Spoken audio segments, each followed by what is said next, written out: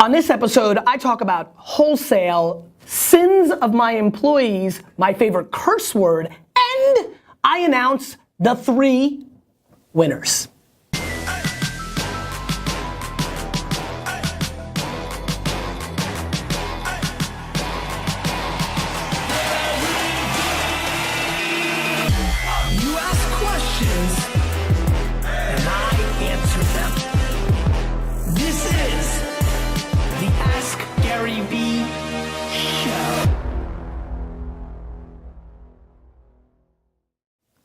This is Gary Vaynerchuk, and this is episode 121 of the Ask Gary V Show.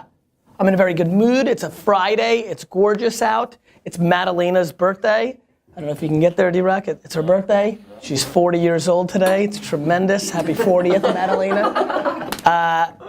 I get to announce the winners of the contest, which means 1 week from today, 3 of you from the Vayner Nation will come in here and replace India, and Stefan, and D-Rock. Figure it out, D-Rock. Figure it out. and Steve. Somebody. Oh, is he here? No. Somebody's lazy on Fridays. And I'm looking forward to that. I'm also wearing a tremendous custom-made Jet shirt from Chris H from HC Prints. Oh, Threads, excuse me. Let's not screw that up, bro. I don't want to ruin it for you. HC Threads from Texas, I appreciate it, brother. I saw the whole making of it on Instagram was popping up. I knew it was coming, but I figured the t-shirts would just get lost in the mail like so much else gets lost. I'm glad we made it happen. Probably because you were involved, India, instead of DeMayo.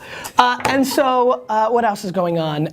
Heading out to see the family, which is great. Really looking forward to this weekend. Good solid week of work, very busy. Couple of shows. We really were only scheduled for 1, but we got in 3 this week. That is what you call hustle, Vayner Nation. So we're gonna save and build up to the announcement at the end of the show. India, let's get into the show. John asks, what is your favorite swear word of all time? John, my favorite swear word of all time is dick face. There's something about dick face that really, I don't know why, but I think when I use it, people just really actually I've never really thought about the word until just right now. I mean, it's pretty self-explanatory. I thought you were gonna say dick face. You thought I was gonna say dick face? I say dick face a lot. I do say dick face a lot.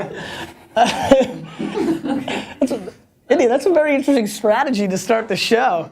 I mean, kind of feel like, the show's growing very quickly, and you can imagine there's a lot of people who are watching for the very, very first time. That's a pretty aggressive move on question number 1 of all time watching of the Ask Gary V show. So welcome, newbies.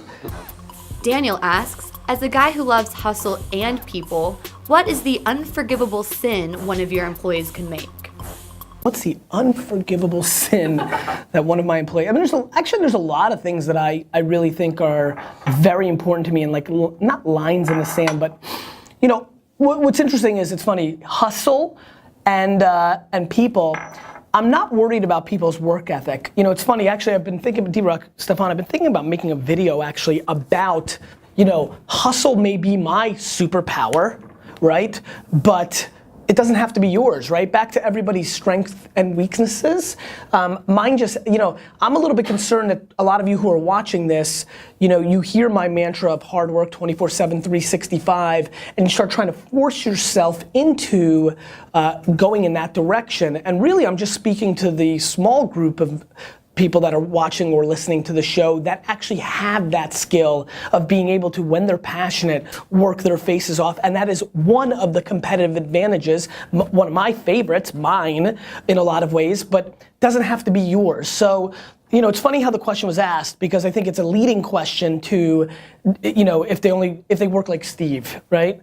If they work like Steve here, right? So, that's not the issue at hand at all. I think the only sin and the quickest way to get fired from VaynerMedia is to not figure out a way to play nice with the other boys and girls that you work with. To me, the number one thing that I judge VaynerMedia employees on is how they interact with every other VaynerMedia employee.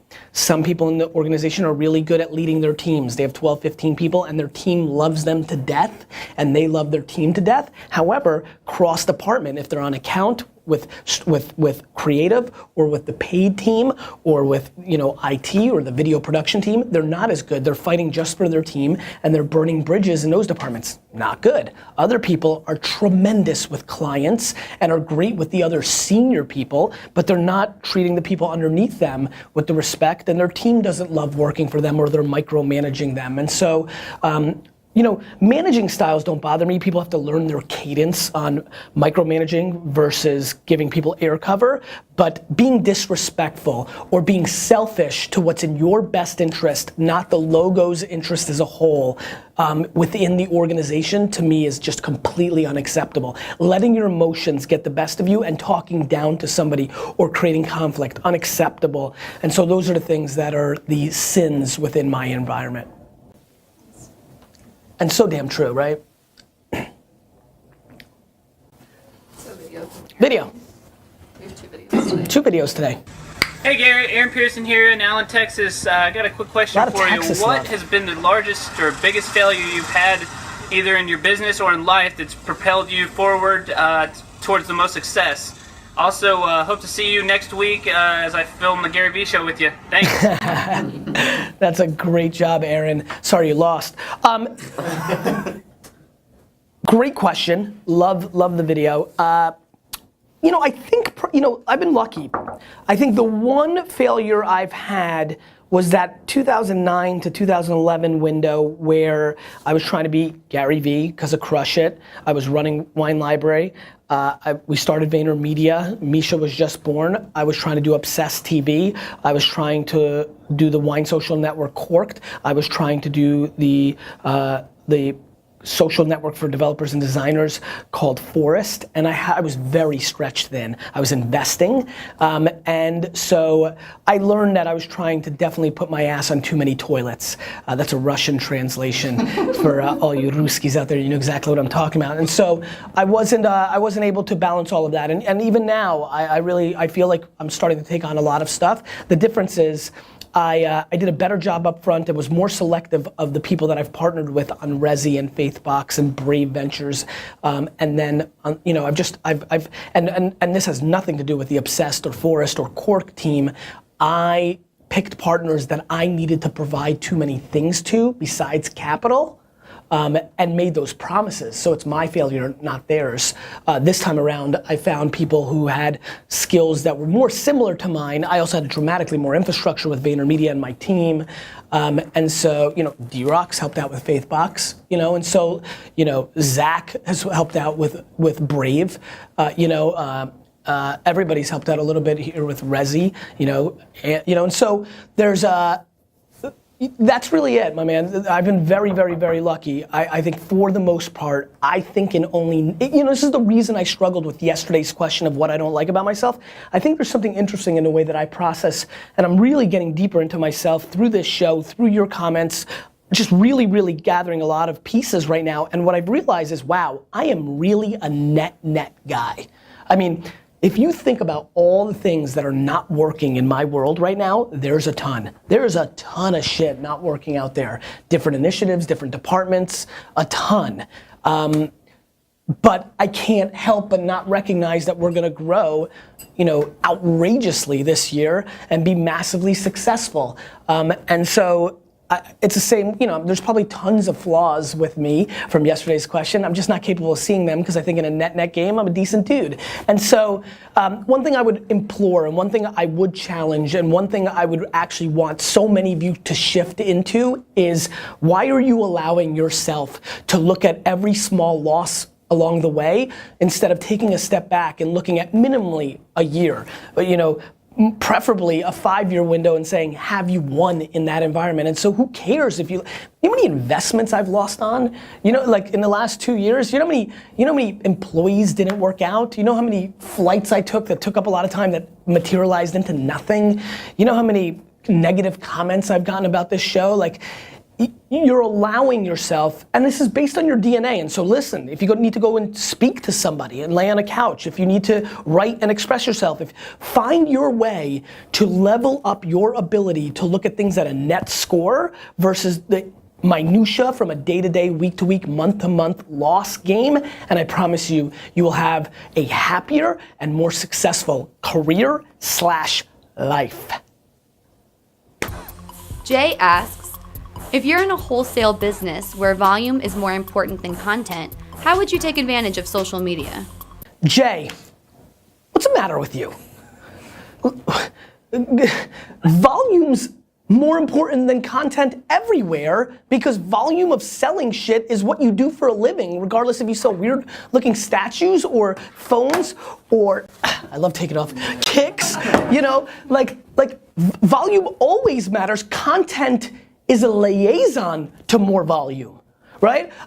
My content wasn't more important on Wine Library TV. It was the fact that led to selling stuff. And so whether you're in wholesale or retail or B2B or B2C, the end goal within the context is to drive a result, including if you're a nonprofit. You're not making content that's gonna make somebody cry about, you know, the dogs in the wild that we need to save because you just want somebody to cry. No, you want them to take out their wallet. This is what you want, Jay. You want them to take out their wallet and give them the cash, right? That's what you want. And so please don't get it twisted, anybody, that so much of this is predicated on how do you provide value to then have leverage to get the result that you're looking for. And so, sorry Andy, I got a little bit heated there for a second. Word it for me one more time. He says, if you're in wholesale business where volume is more important than content, how would you take advantage of social media? Yeah, I mean, no, I mean, you take it, first of all, when you're in wholesale, you're in the B2B business, so you have it easy, in my opinion. Go and map who your customers are, go to Facebook, run ads against the companies of the people that you're trying to reach, employees of the company. You're trying to sell this, go run it against Foot Locker employees, people that work at Foot Locker. Do you guys have Facebook accounts? And this, I feel like people haven't been updating them as well, but the data is still incredible at scale. This is just a quick test. Do any of you put VaynerMedia in your profile? All 5 of you. Even better than I thought.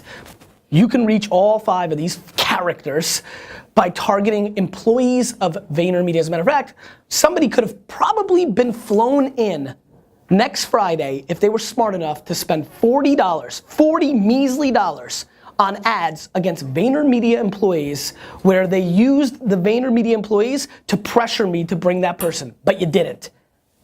You just didn't. And so execution, my friends, and being a practitioner is always, always better than headline reading. And so I will tell you, it is very easy. LinkedIn, Facebook, target your actual customer, and then make content that is valuable to them, right? Which means different than B2C. So back to this, I'm a sneaker producer, I'm new, I've got to compete with Under Armour, Nike, and Reebok, and Puma, and crap. Maybe my ad is, hey, introducing the new Gary sneaker, more profitable for you than the others. Yeah, like literally it is a B2B promotion, right? Like here's a chart. This is what you make on all these other characters. Sure, they bring people in, but here's my offer and I'm able to bring you dramatically more profit. And as a kicker, if you email me back, I will also run ad dollars directly to your store for my sneaker because you're one of the first 100 people to contact me. I'm a businessman. It's how my brain thinks. Simon Sinek. Simon Sinek. Simon, my man. Such a good dude. A lot of people love him.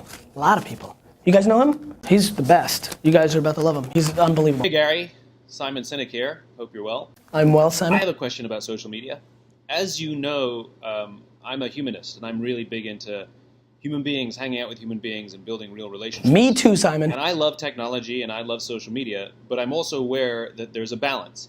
And that if things go out of balance, it can actually hurt the relationships that we form. And it's amazing for me sometimes to watch people, every notification they get, their Instagram, their Facebook, their Twitter, everything that shows up on the top of their phones, they can't help but look down and see what's going on. My question to you is, do you think that companies who use social media as a primary means of marketing or any means of marketing for that matter, have a responsibility to actually help us find that balance? Do they have a responsibility to help us manage our real relationships, or is it entirely the responsibility of the user? Thanks for your help. Simon, first of all, since we're buddies, I'm dying to have dinner. Let's get together, because I'm gonna ask you questions like, do you think that it's the responsibility of New York City to limit the size of sodas? Or is it the responsibility for us? Do you think that it is the responsibility of McDonald's to no longer make anything that is over 180 calories, or is it the responsibility of us? Do we think that we should, it's a very, very slippery slope, right? I mean, I think that politicians and other humans have for a long time tried to say, we know what's better for the user than the user themselves. Not to mention in a business environment, as you know, Simon, Dunkin' Donuts and Starbucks and Pete's Coffee can be like, cool, we're gonna do this, we're gonna limit, we're gonna only tweet and post on Instagram 3 times a day, and then like Gary's Coffee is gonna swoop in and do it all day long and see results in the white space, and then the other companies were like, screw that, we're back. And so I think it's an interesting question. I also think, and this gives me an opportunity to go there, Simon, to say the following.